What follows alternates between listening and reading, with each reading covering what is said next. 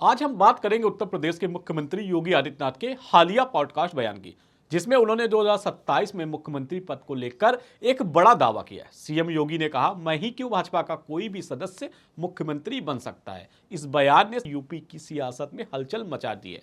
क्या यह बयान यूपी की राजनीति में बदलाव लाने का संकेत देता है? क्या यह भाजपा की भविष्य की रणनीति का हिस्सा है? नमस्कार, आप देख रहे हैं 24 अड्डा न्यूज। मैं हूं आपके साथ शुभम अवस्थी। आइए इस पूरे मामले को विस्तार से समझते हैं और साथ ही विपक्ष की प्रतिक्रियाओं को भी देखते हैं। पॉडकास्ट में क्या क्या बोले सीएम योगी आदित्यनाथ। हाल ही में न्यूज एजेंसी के साथ एक पॉडकास्ट में योगी आदित्यनाथ ने कई मुद्दों पर खुलकर बात की। जब उनसे पूछा गया कि क्या वह 2027 में तीसरी बार उत्तर प्रदेश के मुख्यमंत्री बनेंगे, तो उनका जवाब था, नहीं, मैं ही क्यों, कोई भी बन सकता है। भारतीय जनता पार्टी का कोई भी कार्यकर्ता मुख्यमंत्री बन सकता है। यह बयान सुनते ही राजनीतिक गलियारों में चर्चाओं का बाजार गर्म हो गया। इसके अलावा उन्होंने यूपी में मुसलमानों की सुरक्षा, बुलडोजर जस्टिस और वक्फ बोर्ड संशोधन जैसे मुद्दों पर भी अपनी राय रखी। सीएम योगी ने कहा, यूपी में मुसलमान सबसे ज्यादा सुरक्षित हैं। अगर हिंदू सुरक्षित हैं तो मुसलमान भी सुरक्षित हैं। बुलडोजर जस्टिस पर बोलते हुए उन्होंने तंज कसा, जो जिस भाषा में समझना चाहता है उसे उसी भाषा में समझाना चाहिए। वक्फ बोर्ड के मुद्दे पर उन्होंने सवाल उठाया, वक्फ के नाम पर एक ही वेलफेयर का काम हुआ है। इन बयानों से साफ है कि योगी अपनी सख्त छवि और हिंदुत्व की राजनीति पर अड़िग हैं, लेकिन उनका मुख्यमंत्री पद वाला बयान सबसे ज्यादा सुर्खियों में रहा है। बयान के पीछे क्या है संभावित मायने? योगी आदित्यनाथ का यह बयान कई संकेत देता है। राजनीतिक जानकार इसे अलग अलग नजरिए से देख रहे हैं। पहला, यह बयान भाजपा की उस संस्कृति को दर्शाता है जहां संगठन सर्वोपरि है और कोई भी कार्यकर्ता शीर्ष पद तक पहुंच सकता है। दूसरा, यह यूपी में नेतृत्व के विकल्पों को खुला रखने की रणनीति हो सकती है, ताकि 2027 के विधानसभा चुनाव से पहले पार्टी में एकजुटता बनी रहे। तीसरा, कुछ लोग इसे योगी के संकेत के तौर पर भी देख रहे हैं कि वह भविष्य में दिल्ली की राजनीति में कदम रख सकते हैं या गोरखपुर मठ लौटने की अपनी बात को दोहरा रहे हैं। दोस्तों, योगी आदित्यनाथ ने जिस तरीके से बेबाकी की बातें रखी, राजनीति माहौल बहुत गर्म हो गया। पिछले दिनों बीजेपी विधायक श्याम प्रकाश के बयान ने भी इस चर्चा को हवा दी थी। उन्होंने कहा था, बाबा दिल्ली जाएं और केशव प्रसाद मौर्य कमान संभालें। हालांकि विधायक ने बाद में सफाई दी, लेकिन यह सवाल उठने के बाद ऐसा लगा कि योगी की उत्तर प्रदेश में सियासी यात्रा में अब विराम लगने वाला है। योगी की सियासी यात्रा में अब कोई नया मोड़ आने वाला है। योगी खुद कई बार कह चुके हैं कि उनका दिल्ली जाने का कोई इरादा नहीं है और गोरखपुर मठ लौटना चाहते हैं। उनके लिए वहां लौटना सबसे ज्यादा सुखद है। ऐसे में उनका यह ताजा बयान क्या संकेत देता है, अभी स्पष्ट नहीं है। दोस्तों, यूपी की सियासत में क्यों मची इतनी हलचल? उत्तर प्रदेश में 2027 का विधानसभा चुनाव अभी दूर है, लेकिन बीजेपी और विपक्ष दोनों तैयारियों में जुटे हुए हैं। सभी राजनीतिक पार्टियां कमर कस चुकी हैं। लोकसभा चुनाव 2024 में बीजेपी को यूपी में करारा झटका लगा था, जबकि उसकी सीटें 62 से घटकर 33 रह गई। वहीं सपा और कांग्रेस गठबंधन ने शानदार प्रदर्शन किया।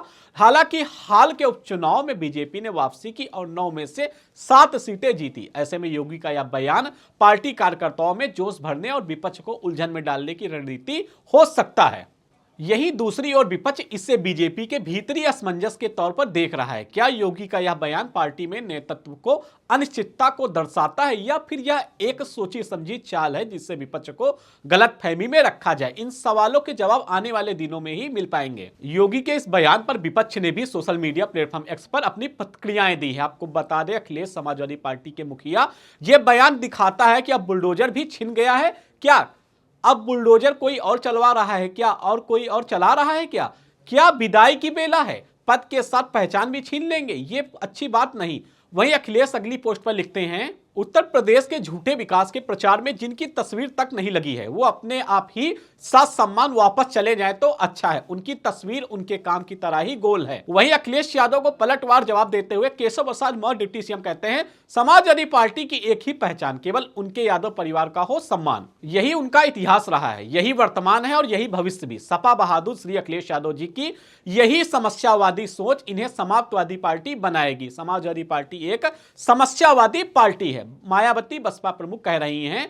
साथ ही यूपी में बीजेपी सरकार का 8 वर्षों का शासनकाल जनता की उम्मीद के हिसाब से पूरे तौर पर खरा नहीं उतरा है। कानून व्यवस्था के मामले में तो स्थिति काफी ज्यादा खराब हो रही है, जिससे जनता काफी दुखी है। इस ओर सरकार को जरूर ध्यान देना चाहिए। मायावती योगी सरकार को चेतावनी दे रही है, कह रही है कानून व्यवस्था पर और सरकार को ध्यान देना चाहिए। विपक्षी नेताओं के ये कमेंट्स साफ करते हैं कि योगी के बयान को बीजेपी की कमजोरी के तौर पर पेश करने की कोशिश कर रहे हैं। वहीं बीजेपी समर्थकों का कहना है कि यह बयान पार्टी की एकता और लचीलेपन को दर्शाता है। योगी आदित्यनाथ में जैसे ही इस समय योगी आदित्यनाथ के जो भी कोई बयान आता है तो उसको लेकर राजनीतिक माहौल इतना गर्म हो जाता है कि जिससे योगी आदित्यनाथ ने जो बोला है उनके मायने कुछ और होते हैं, लेकिन उनको दर्शाया कुछ और जाता है। आखिर इन मामलों पर क्या कहते हैं राजनीतिक विश्लेषक, राजनीतिक जो जानकार हैं, उनका मानना है कि यह बयान सियासी रणनीति का हिस्सा हो सकता है।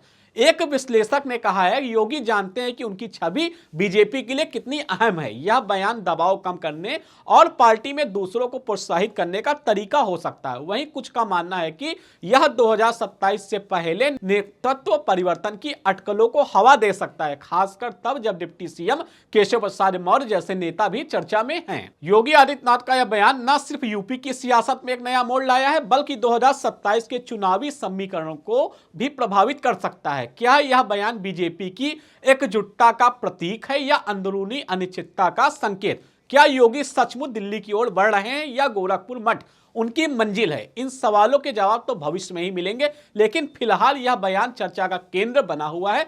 विपक्ष इसे बीजेपी की कमजोरी बता रहा है तो बीजेपी इसे अपनी ताकत के तौर पर पेश कर रही है। आप इस बारे में क्या सोचते हैं? कमेंट बॉक्स में जरूर बताएं। देखते रहें 24 घंटा।